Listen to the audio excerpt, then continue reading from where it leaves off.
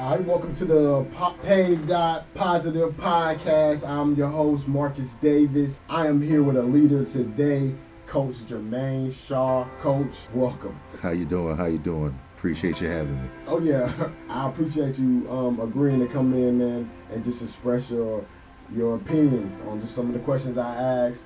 Chop it up a little bit. Be yourself. Please promote your organization and your accomplishment. I know you sound like a humble guy, you know what I'm saying? But I definitely, this is about you.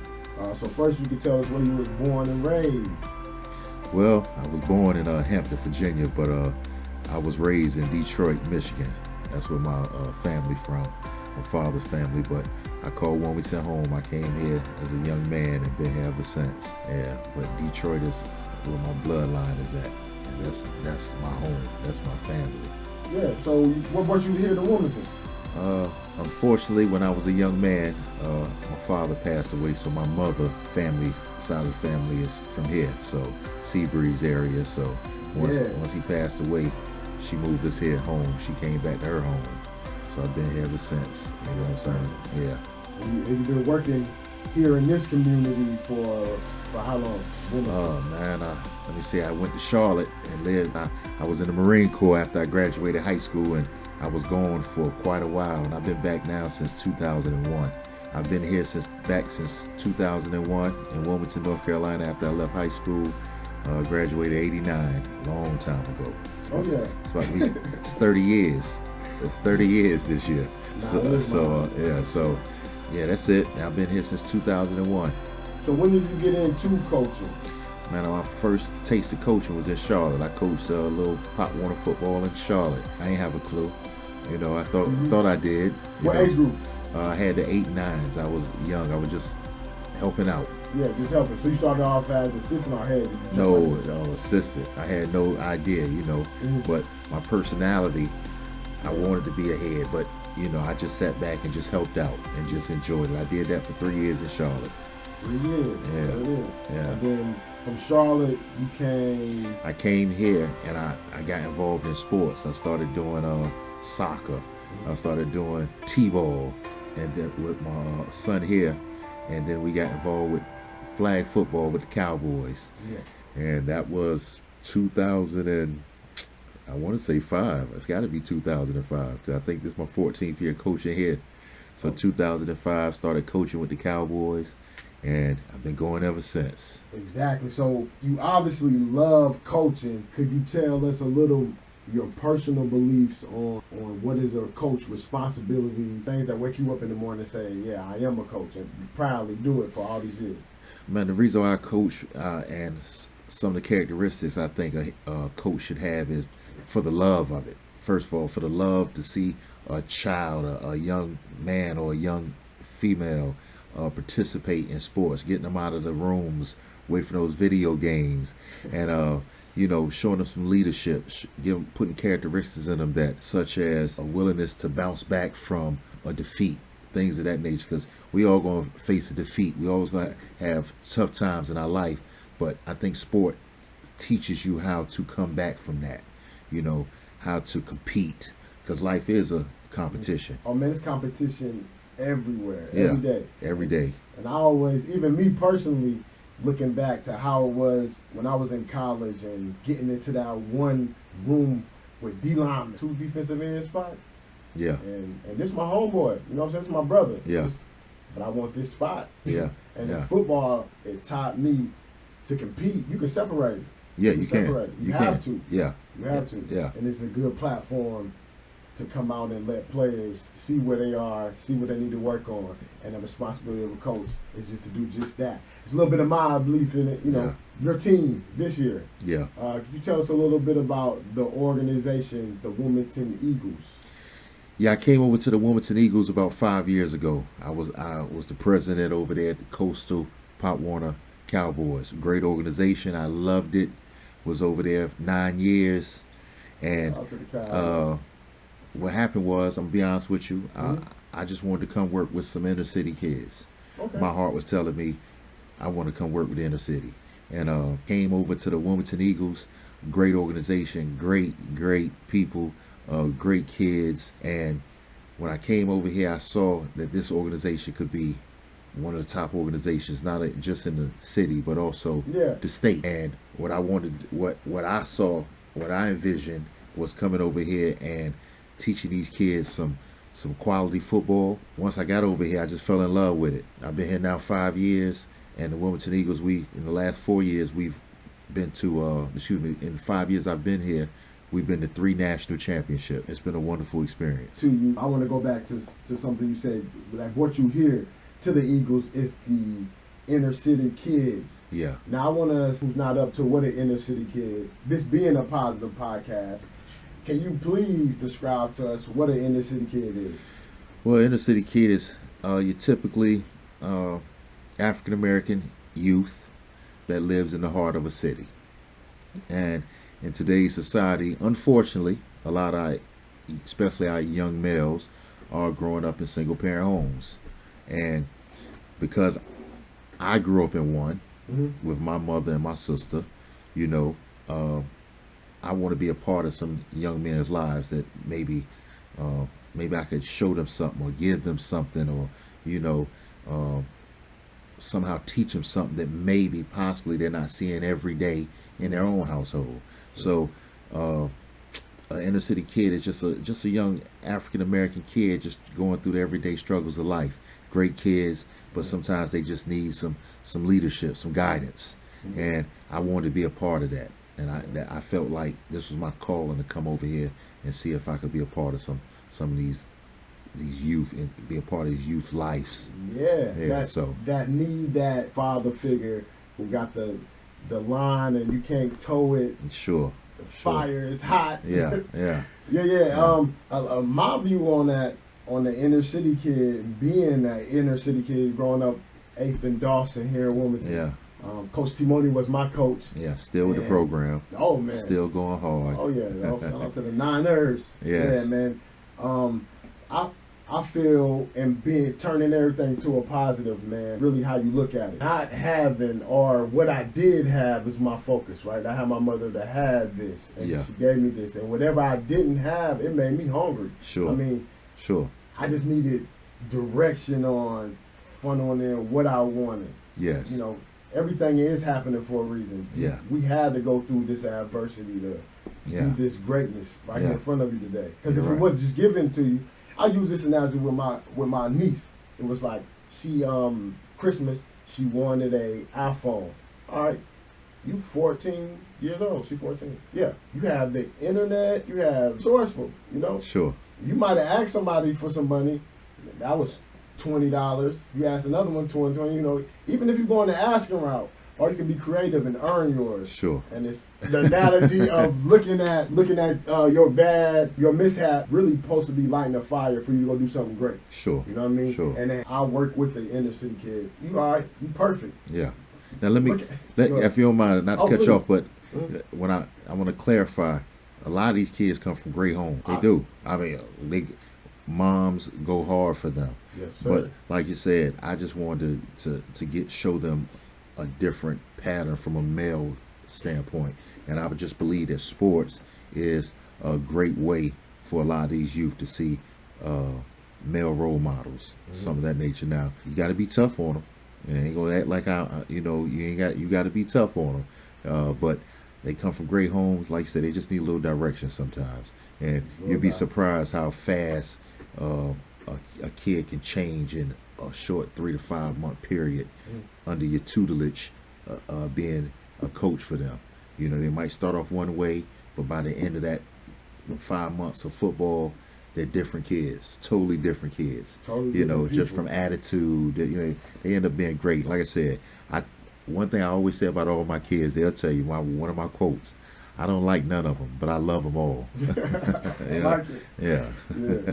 Yeah, Coach. That's good stuff right there, man. Yeah. So speaking of, I think this transition into where do you see your Eagles program in 4 years? Like, you've been in the game, you know where you at. And if you can't answer that, they asked Tom Brady. He said he see himself doing it 45. He got his number. Yeah. You know, every time the question comes, he's more in tune to that answer. Well, I'm gonna be honest with you. What I know we're gonna talk a little later, but what I envision for the Wilmington Eagles is Our number one goal is we want to get a group of young men, about 20 to 25 of them, because that's typically our number on a football team. We want to get them down there and win a national championship. We believe we have the talent. We believe we have the attitude. We believe we have the kids that are capable of it. And I'm not going to say it's going to be my group because there's different age groups. But in 4 years, our goal is to have a national championship, give some kids in this area the feeling of being a national champion. Oh, That is our goal in 4 years, and that's what we're striving to do. Coach, it's so great to have those goals, and you said it with so much confidence, man. Yeah. That destined to happen, and I'm pretty sure that's why we can talk about. We can go right into it. Your accomplishment of getting them to finish the junior Pee Wee division, finished third in the nation down in Disney. Yeah, we did, and we had a great group of kids. Even though they'll tell you coach was hard on them, I wouldn't trade them for anything. We had our ups and downs all year long, but yeah, we made it down there, and we actually had the national champions on the ropes. We were winning the game. Unfortunately, hey, we just didn't win. Kids gave their all. It happens. It's football, sport, in any sport. And a wise man once told me, kids are going to do kids things. So so our expectations down. We really thought we had a chance to win it all, but we didn't. But that's fine. We did finish third in the nation. We had a great experience. The kids loved it, and really that's why I really do it. Like, I know, some of these kids may never get down to Disney in their lifetime. That's heck, I had never been down to Disney until I started playing football. Coaching football.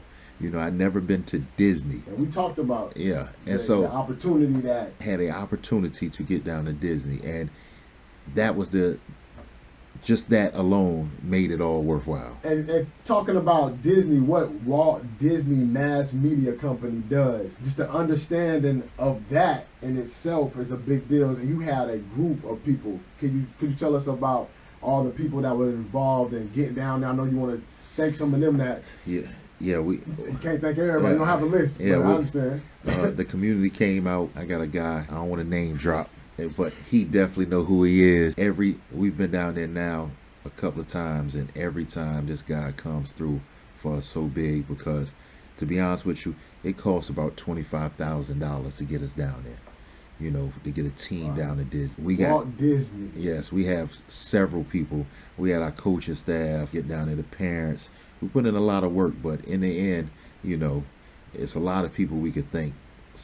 So I'm not going to sit here and individualize it, but I just want to say that the community came through. A lot of people came through to help these kids get down there, and it was a lot of hard work. But we made it, and hopefully we'll be able to get down there in 2019. That's our goal this year.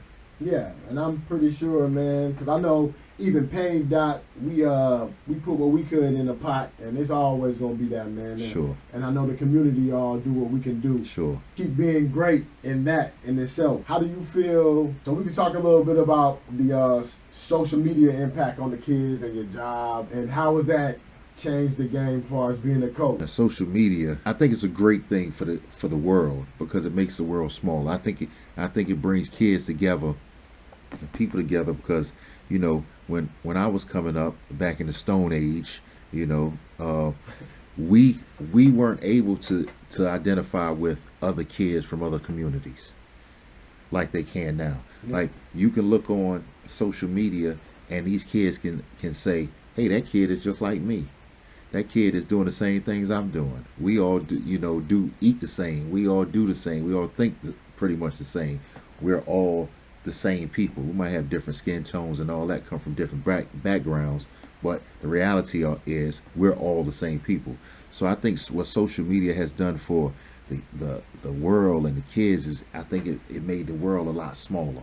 Yeah, for sure. I like where you put that. It made the world a lot smaller, and because of that, now what it's done for sport, I think the kids see a lot of things on social media that they don't understand that they have to work to get to. Mm-hmm. They see things on there and they think, oh, I'm gonna have that. It's instant. It does make the world instant. Yeah. Everything is instant right now. It's a right now world.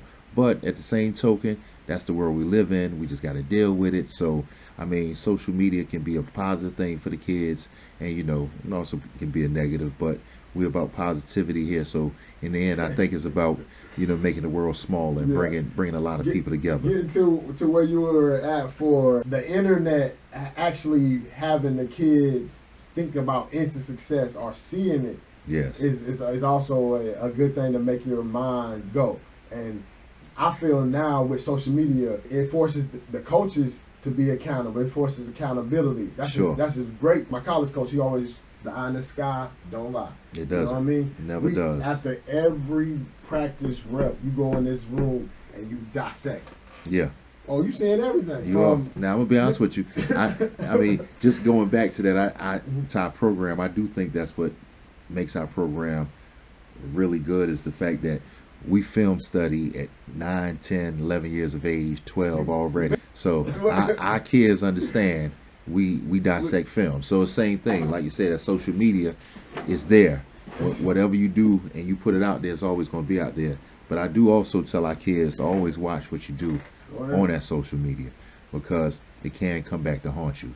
It's a lot of, well-known singers and actors, and 20 years ago it popped up, 10 years ago has popped up, so we always tell the pitfalls of social media. Be careful what you do on there, be careful what you say, be careful how you act, so that's the one thing about that social media that I try to warn our kids about. Be careful with it, because and that's this platform that we're creating here with the PAVEDOT, and using social media. This message is gonna get to a kid. They might click in and say, "What Coach Jermaine talking about?" And Coach Shaw. No, so what do the kids call you? What? Coach Jermaine. Coach Jermaine. So Yeah. we gonna go at it like that. They're gonna come and they're gonna hear yours. So tell them. Yeah. You talking to your kid, but again, you talking to him as a kid, knowing where you are right now. You're not gonna be here 4 or 5 years down the line, and that's what I'm working on. Your everything, your spirit, who you are as a person. Yeah. You have these social media. It's kids growing up, 5 years old, Instagram Already. and we have to deal with that as a coach. Yeah. Now you got your team in here, so you gotta adjust your rules a little. Yeah. Yeah. You You do. want to get the best out of them to be grown ups making decisions on this social media. Yes. Quality decisions. Quality. I had another director over the Child Care Network on the podcast. Sure. And she's a director. She said, I get an application, I go search the social media. We tell them that all the time. If she's doing it, a college coach A college doing it. coach is doing it. High school coach doing it that have standards. Some coaches don't have standards. Yeah. But a coach like yourself, you demanding certain things. Yeah. Because that's the championship culture. Well, we got a coach that is we consider our social media guy. He's our guy. Oh yeah. He keeps us abreast of everything that's going on. Like unfortunately, we had a small incident. It was down, during the season. Happens. Yeah, and instantly he came to us and like, so and so posted so and so on his Snapchat, and we was like, huh? And we instantly went and got on that.